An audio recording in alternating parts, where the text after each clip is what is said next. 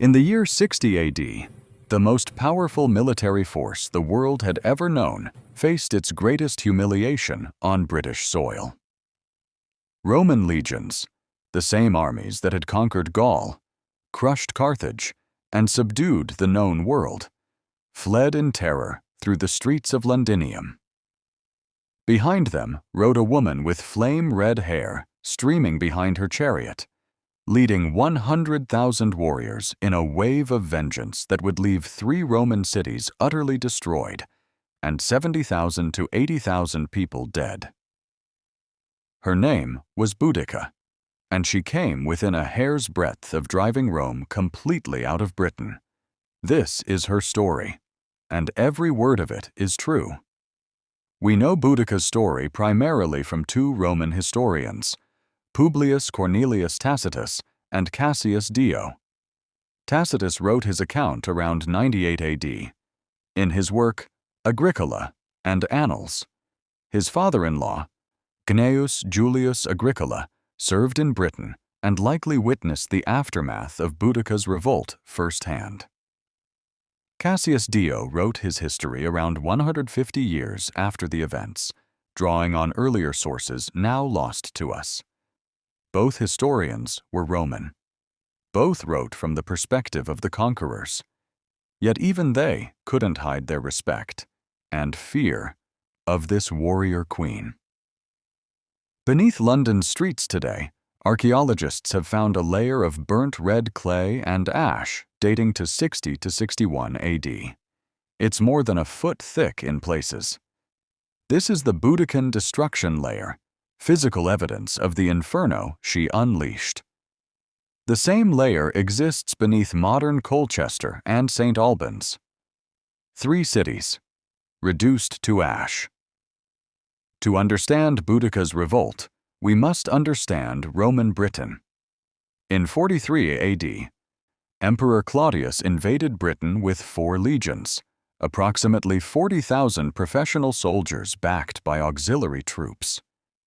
The conquest was methodical and brutal. The Romans didn't just want tribute. They wanted complete submission, cultural erasure, and the transformation of free Celtic tribes into Roman subjects. Britain was rich. It had gold, silver, iron, grain, and slaves. The Romans intended to extract it all. By 60 AD, Rome controlled most of southern and central Britain.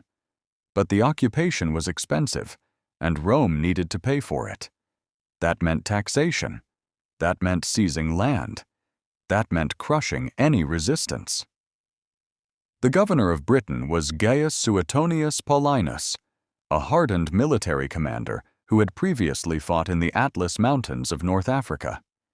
In 60 AD, he was in Wales, conducting a campaign to wipe out the Druid stronghold on the island of Mona, modern-day Anglesey. The Druids were the religious and intellectual leaders of Celtic Britain. Rome saw them as dangerous instigators of resistance. Paulinus intended to exterminate them. While Paulinus was in the west, butchering Druids, the east of Britain was left relatively undefended. That's when everything went wrong. The Iceni were a powerful Celtic tribe living in what is now Norfolk and Suffolk in East Anglia. Their king was named Prasutagus. He was what the Romans called a client king, technically independent, but actually subordinate to Rome. It was a fiction that allowed Rome to control territory without the expense of direct occupation. Prasutagus was wealthy. He had cooperated with Rome. He had kept his people peaceful. And when he died around 60 AD, he thought he had secured his family's future.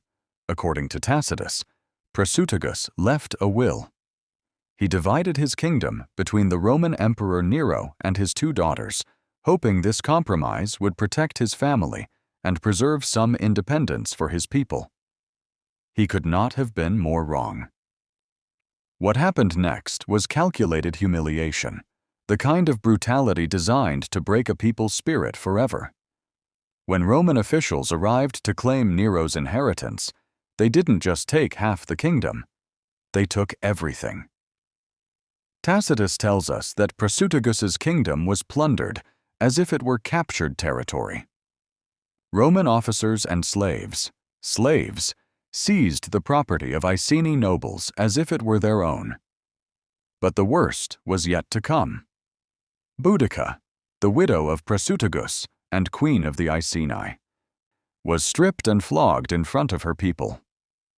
The Romans beat a queen, a free woman of royal blood, like a common criminal. Then, according to Tacitus, her 2 daughters were raped by Roman soldiers. Let that sink in. Roman officials didn't just steal property. They inflicted sexual violence on royal daughters to demonstrate that no Briton, no matter how noble, was beyond Roman power. The Roman procurator, a financial official named Catus Decianus, also called in loans that had been forced on Iceni nobles by Roman financiers, including the philosopher Seneca, who had lent 40 million sesterces at high interest. The Iceni nobility were being deliberately bankrupted. Rome had calculated that this shock and awe would ensure submission. They miscalculated catastrophically. Who was Boudica? Cassius Dio gives us the only physical description we have. She was very tall, the glance of her eye most fierce, her voice harsh. A great mass of the reddest hair fell down to her hips.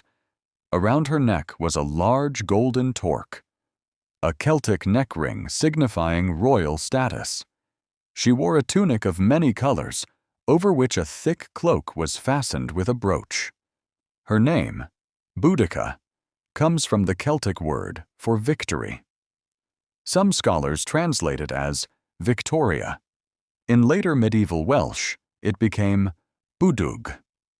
She wasn't just Prasutagus's wife. Evidence suggests she was a noble in her own right, possibly from another powerful family. In Celtic society, women could own property, lead armies, and rule as queens. This was incomprehensible to Romans. In Rome, women were perpetual legal minors, controlled first by fathers, then by husbands. The idea of a woman leading an army into battle was, to Roman thinking, an inversion of natural order, which is partly why Boudica terrified them so deeply. She was approximately 40 years old when she launched her revolt. She had 2 daughters, probably teenagers. We don't know their names. Tacitus and Dio never recorded them, which tells us something about how Roman historians viewed women. But Boudica was about to force Rome to pay attention. Boudica didn't act alone. She couldn't have. One tribe, even a powerful one like the Iceni, couldn't challenge Rome. But the Iceni weren't the only tribe with grievances. The Trinovantes, living in what is now Essex, had suffered their own humiliations. Their tribal capital, Camulodunum, modern Colchester, had been seized and turned into a colonia, a settlement for retired Roman soldiers. These veterans were given land confiscated from the Trinovantes. They treated the local Britons as slaves and subjects. The Temple of Claudius in Camulodunum became a hated symbol of oppression, where Britons were forced to serve as priests in the cult of the deified emperor. Tacitus writes that the temple was a citadel of eternal tyranny. Other tribes joined, possibly the Corieltauvi from the East Midlands and various smaller groups who saw an opportunity to strike while Governor Paulinus was far away in Wales. Archaeological evidence suggests the revolt was planned. It wasn't a spontaneous explosion. Warriors gathered. Supplies were assembled. Messages were sent between tribes. And then Boudica gave the signal. Camulodunum was a soft target. It had no defensive walls. The Romans had been so confident in their control that they saw no need for fortifications. There was a small garrison, but most troops were with Paulinus in Wales. Before the attack, there were omens, or so Tacitus tells us. The statue of victory in the temple fell over. Women in Camulodunum prophesied disaster. The sea turned blood red, probably a rare algae bloom, but terrifying to the inhabitants. The attack came swiftly. The Roman veterans realized too late they were defenseless. They sent for help. The procurator, Catus Decianus, sent 200 poorly armed men from Londinium. It wasn't nearly enough. The 9th Legion, commanded by Quintus Petilius Carialis, was stationed in Longthorpe near modern Peterborough. When news reached them, Carialis marched south with his infantry, about 2,000 to 3,000 men. Boudica's forces ambushed them. The 9th Legion was annihilated. Only Carialis and his cavalry escaped. An entire Roman legion destroyed. Meanwhile, Camulodunum burned. The Roman veterans and their families retreated to the temple of Claudius. They held out for 2 days. Then Boudica's warriors broke through. Everyone inside was killed.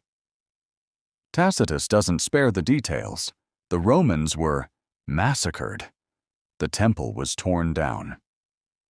The entire city was burned to ash. Archaeologists excavating Roman Colchester have found desperate hoards of buried coins and jewelry, valuables hidden by people who never returned to claim them. They've found skeletal remains showing trauma. They've found that thick red layer of burned destruction. Boudica's first victory was total. Word reached Governor Suetonius Paulinus in Anglesey. He had just finished massacring the Druids and burning their sacred groves. Now he faced a crisis that threatened Rome's entire British province. Paulinus acted immediately. He rode ahead with cavalry, covering the 250 miles to Londinium in perhaps a week, an extraordinary forced march. When he arrived, he made a calculation that shows both his military genius and his ruthlessness. Londinium was a thriving commercial center, probably 30,000 inhabitants, mostly merchants and traders. But it had no walls, no serious fortifications, and couldn't be defended with the forces available. Paulinus made the cold decision: Londinium would be abandoned. Tacitus tells us that Paulinus was unmoved by the tears and prayers of the inhabitants begging him to save them. He allowed anyone who could travel to join his withdrawal. The elderly, the weak, women and children who couldn't march, they were left behind. It was a death sentence, and Paulinus knew it. Catus Decianus, the procurator whose greed had sparked this revolt, fled to Gaul. He abandoned the province entirely. When Boudica's army arrived at Londinium, they found a city ripe for plunder and revenge. What followed was slaughter on an industrial scale. Cassius Dio writes that the Britons hung up naked the noblest and most distinguished women and then cut off their breasts and sewed them to their mouths in order to make the victims appear to be eating them. Afterwards, they impaled the women on sharp stakes run lengthwise through the entire body. This description is horrific, and some historians question whether Dio exaggerated for dramatic effect. But Dio was describing specific ritual practices known in Celtic warfare: humiliation and mutilation of enemies. The archaeological record confirms the destruction, if not every gruesome detail. That Boudican layer beneath London, the one over a foot thick, contains not just ash, but melted glass, warped metal, and evidence of temperatures hot enough to bend iron. Every building burned. According to Tacitus and Dio, between 70,000 and 80,000 people were killed in Londinium and Verulamium combined. Romans, Romanized Britons, traders from across the empire. Boudica's warriors weren't interested in prisoners or slaves. This was extermination. Verulamium, Modern-day St. Albans was next. This was the third largest city in Roman Britain and the capital of the Catuvellauni tribe, Britons who had cooperated with Rome and adopted Roman customs. To Boudica and her allies, these Romanized Britons were collaborators, traitors. Verulamium suffered the same fate as Londinium. The city was burned. The inhabitants were killed. The Boudican destruction layer exists there too. 3 cities, tens of thousands dead. But Boudica had made a critical, strategic error. She was winning battles, but she wasn't winning the war. She needed to destroy Rome's military capacity in Britain. That meant destroying the legions. Instead, she was burning cities and killing civilians. That gave Paulinus time. Governor Paulinus was gathering his forces.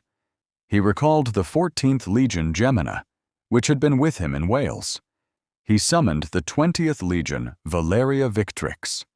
Together, these veteran units formed the core of Britain's military might. He also sent for the 2nd Legion Augusta, stationed in the southwest at Exeter, under the command of the camp prefect Poenius Postumus. But Postumus, either fearing the rebels or doubting Roman chances, refused to march. He disobeyed direct orders. That left Paulinus with approximately 10,000 legionaries, plus auxiliary cavalry and infantry, perhaps 12,000 to 15,000 total. Against them, Boudica commanded an estimated 100,000 warriors. Some ancient sources claim 230,000, but that's almost certainly exaggerated. Still, Boudica had overwhelming numerical superiority, but numbers aren't everything. Paulinus chose his battlefield carefully. He needed terrain that would neutralize Boudica's advantage in numbers and maximize Roman discipline. He found it somewhere in the Midlands. The exact location is still debated, possibly near Manchester in Warwickshire or along Watling Street, the great Roman road running northwest from London. Tacitus describes the position. He chose a position approached by a narrow defile and secured in the rear by a forest, after satisfying himself that there was not a soldier of the enemy except in front, where an open plain extended without any fear of ambuscade. In other words, a funnel. The Britons would have to attack uphill through a narrow approach, with forest preventing flanking maneuvers. The Romans would hold high ground with their backs protected. It was a killing ground. The battle, sometimes called the Battle of Watling Street, though we don't know for certain where it occurred, took place in late 60 or early 61 AD. Boudica's army arrived first. They were confident. They had destroyed 3 cities. They had annihilated part of the 9th Legion. They outnumbered the Romans perhaps 10 to 1. Tacitus tells us they were so certain of victory that they brought their families in wagons to watch the battle from the edge of the field. It would be a celebration. Paulinus addressed his troops. Tacitus, whose father-in-law was likely present, records the speech, or at least a version of it. Ignore the noise and empty threats of the natives. In their ranks, there are more women than fighting men. They are not soldiers. They're not even properly armed. They'll break immediately when they recognize the steel and courage of the troops who have beaten them so many times before. Boudica also gave a speech. She rode in her chariot with her daughters before her, tribe by tribe, reminding them of their grievances. Dio gives us a version. Let us show them that they are hares and foxes trying to rule over dogs and wolves. According to Dio, she released a hare from her cloak as a divination ritual. It ran in an auspicious direction, and the warriors roared their approval. Then the battle began. The Britons charged up the slope. Thousands of warriors, screaming war cries, painted in woad, brandishing spears and swords. The Romans held position in a tight wedge formation, the cuneus, Legionaries stood shoulder to shoulder, shields overlapping, creating a wall of wood and metal. When the Britons came within range, the Romans unleashed a devastating volley of hithlum, heavy javelins designed to punch through shields and armor. These weren't meant to be thrown repeatedly. Each legionary carried 2, and they threw them in coordinated waves. The effect was catastrophic. The front ranks of the British charge collapsed. Then the Romans advanced, stabbing with their short swords, the gladius, in disciplined, efficient thrusts. Roman infantry training emphasized speed and precision. Stab to the throat, the gut, the groin. Kill and move forward. Maintain formation. The Britons fought with wild courage but individual valor. The Romans fought as a machine. The British attack funneled into the narrow approach. Warriors at the back pushed forward, compressing those at the front, who were being methodically slaughtered by Roman steel. It became a rout. The Britons tried to retreat, but found their own wagon train blocking their escape. Families who had come to celebrate were now trapped in the path of the fleeing army. The Romans showed no mercy. They killed warriors. They killed the families. They even killed the oxen, according to Tacitus. The slaughter was immense. Tacitus reports that 80,000 Britons died that day, with only 400 Roman casualties. These numbers are probably exaggerated. Ancient historians often inflated enemy casualties and minimized their own. But even if we reduce Tacitus's figures by half, it remains a catastrophic defeat. One battle. One afternoon. An entire rebellion crushed. What happened to Boudica? Tacitus tells us she ended her life with poison. Dio says she fell sick and died, and was given a costly burial. These accounts differ, but both agree she didn't survive long after the defeat. The most likely scenario is that Boudica took poison rather than face capture. Roman triumphs, victory parades through Rome, traditionally featured captured enemy leaders paraded in chains before being ritually strangled. Vercingetorix, the Gallic chieftain who resisted Julius Caesar, suffered this fate. Boudica would have known this. She chose death on her own terms. We don't know where she's buried. No tomb has ever been found. Some legends place her grave beneath Platform 10 of King's Cross Station in London, but this is Victorian Romanticism, not history. Her daughters disappear from the record. We never learn their names or their fates. The vengeance was swift and terrible. Paulinus spent the rest of 61 AD pacifying the rebel territories. Tacitus uses the word fire and sword, meaning scorched earth. Villages were burned. Crops were destroyed. Anyone suspected of participating in the revolt was killed. Poenius Posthumus, the camp prefect who refused to bring the Second Legion to the battle, heard of the Roman victory. Realizing he had denied his men glory and dishonored himself, he fell on his sword. Ritual suicide. But Rome faced a new problem: famine. The rebels had been so confident of victory that they hadn't planted crops, planning to eat Roman supplies instead. Now, with the rebellion crushed and the harvest missed, starvation threatened the very tribes Rome needed to pacify. In Rome itself, there was debate. Some advocated total withdrawal from Britain, cutting losses and abandoning the province. It was expensive, it was troublesome, and it had nearly been lost. But Nero's advisors convinced him to stay. A new procurator, Julius Classicianus, was sent to replace the fled Catus Decianus. Classicianus clashed with Paulinus. arguing that the governor's brutality was counterproductive. Eventually, an investigator was sent from Rome. Paulinus was recalled in 61 AD, officially for loss of ships, a face-saving excuse.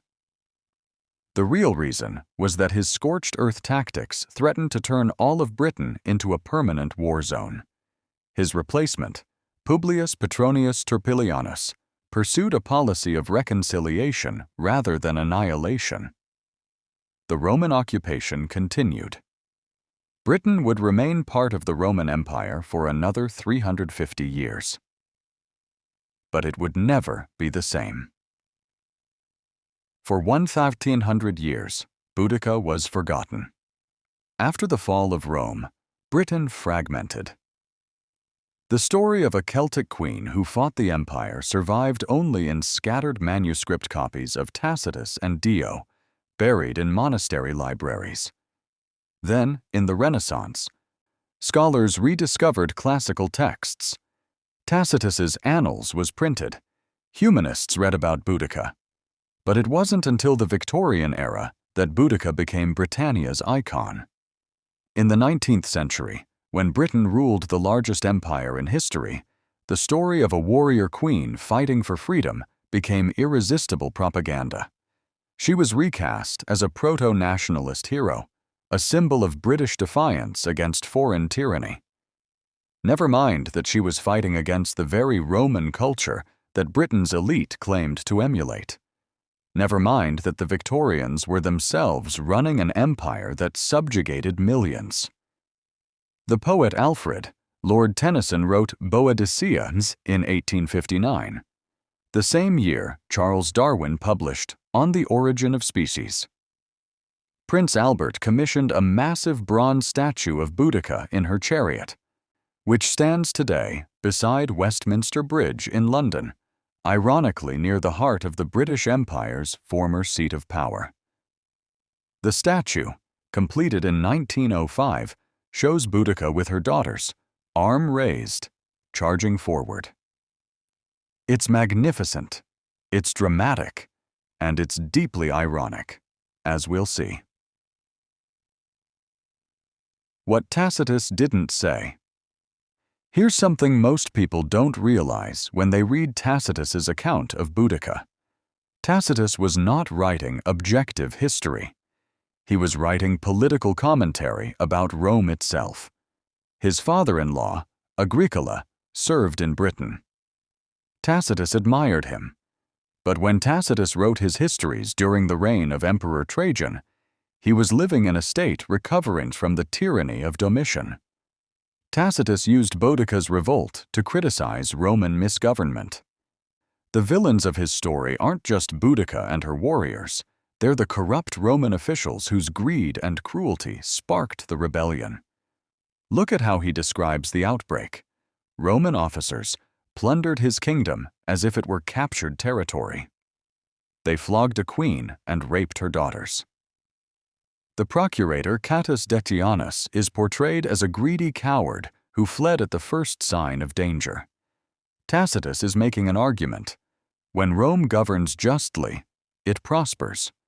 When it governs through oppression and avarice, it faces rebellion. Boudica, in Tacitus's narrative, is a symptom of Rome's disease, not an enemy, but a consequence of Roman failure. This matters because it means our main source isn't just describing events. He's using those events to make a point about how empires should behave. And that raises a disturbing question. How much did Tacitus shape the story to fit his thesis? The archaeological truth. Let's talk about what we can verify. The destruction layer is real. Beneath modern London, Colchester, and St. Albans, archaeologists have found evidence of catastrophic fire dated to 60-61 AD. This isn't legend. This isn't propaganda. This is physical fact. The layer contains carbonized grain, melted glass, and burnt daub, clay mixed with straw used in building.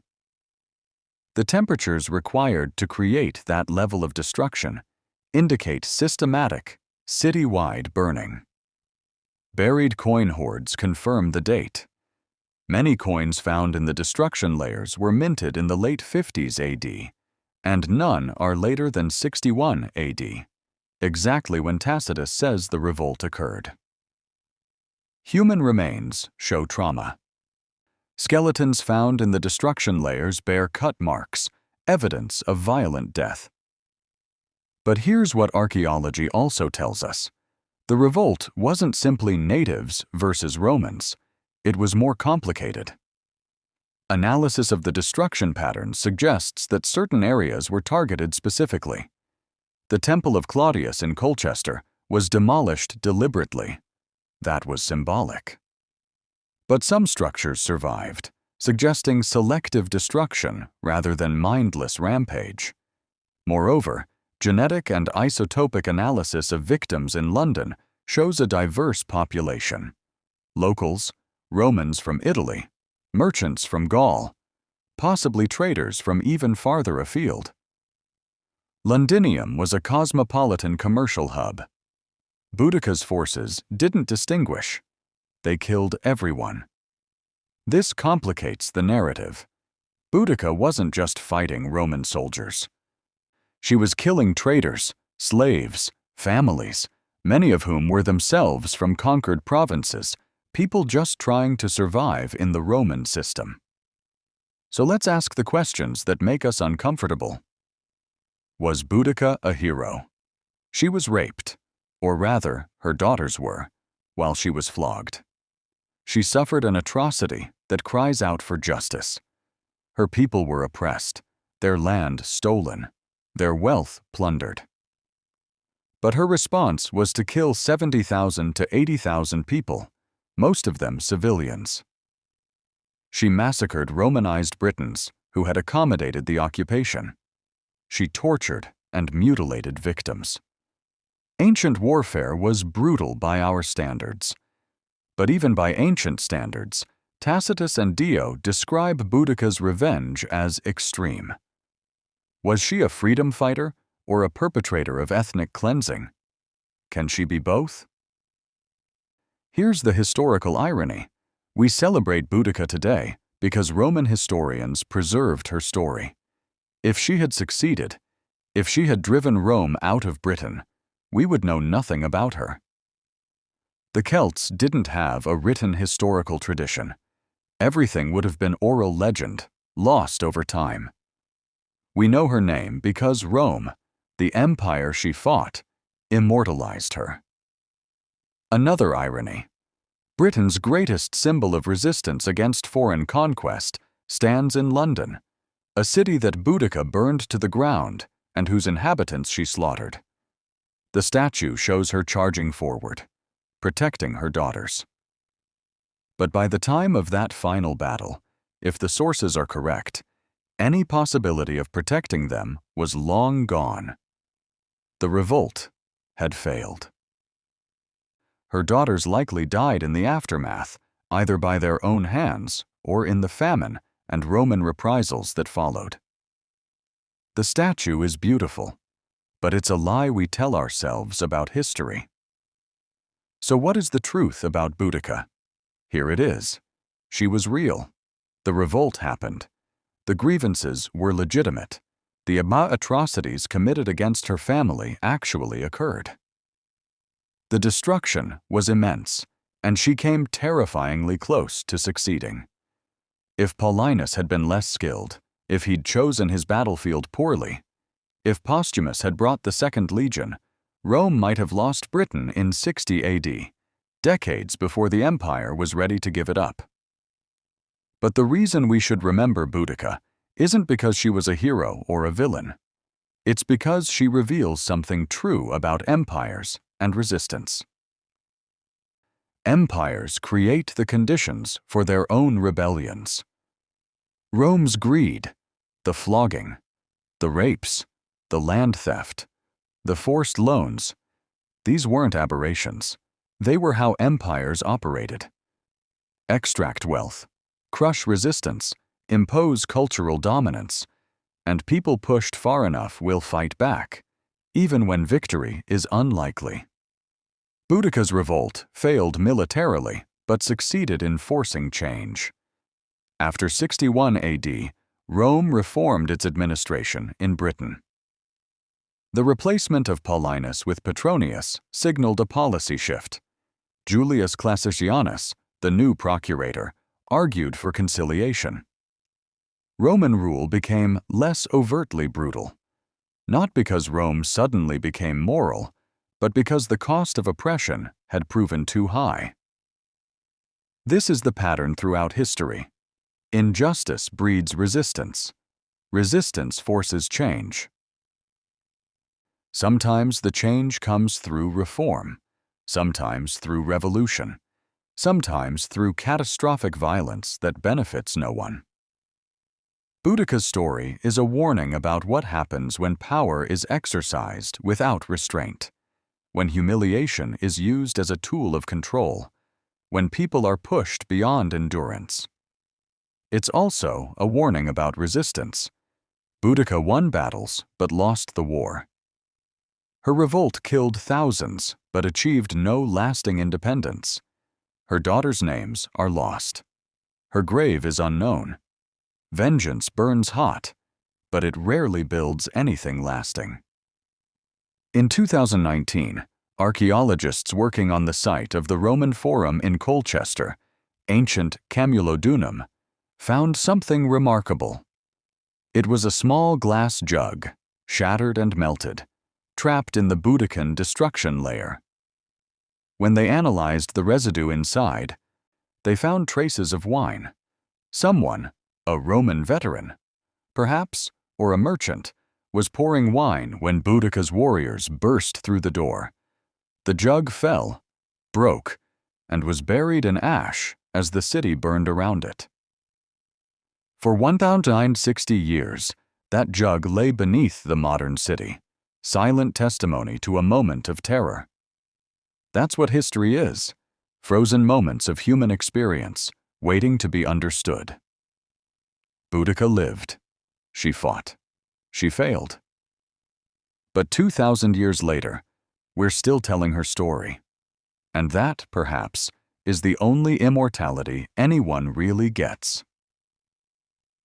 Sources cited: Tacitus Annals, Books 14, Tacitus, Agricola. Cassius Dio, Roman History, Book 62. Archaeological evidence from Museum of London, Colchester. Archaeological Trust, St. Albans Museum,